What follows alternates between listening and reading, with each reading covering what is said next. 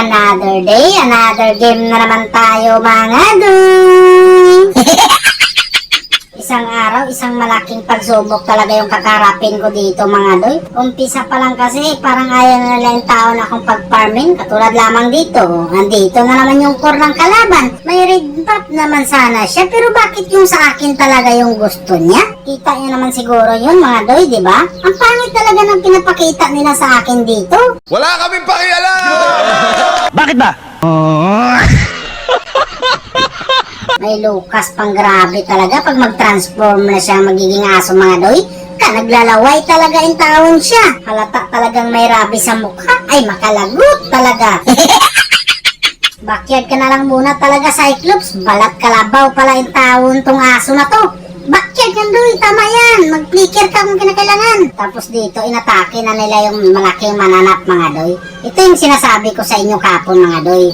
Tingnan nyo maigi kung paano ako mag-steal dyan. O diba, napaka-basic.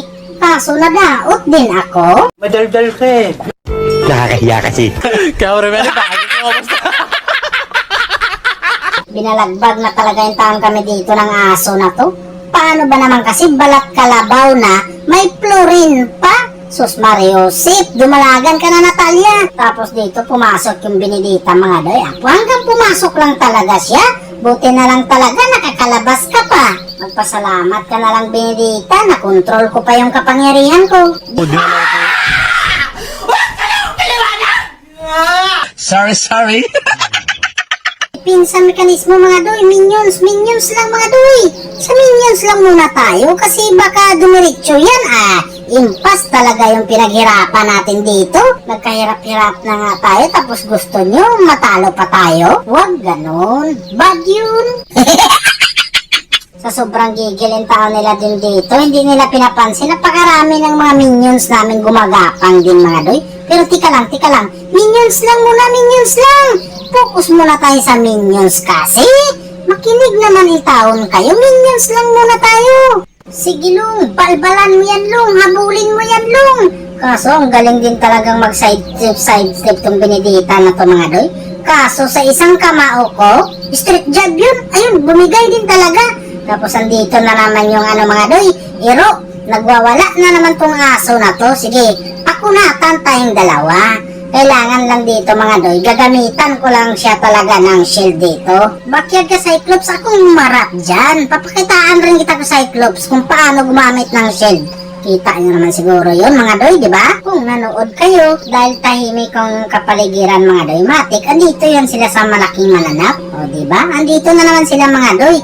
Inaatake na naman nila yung mananap. Pakitaan ko na naman kayo kung paano ko ma-steal yan, o di ba?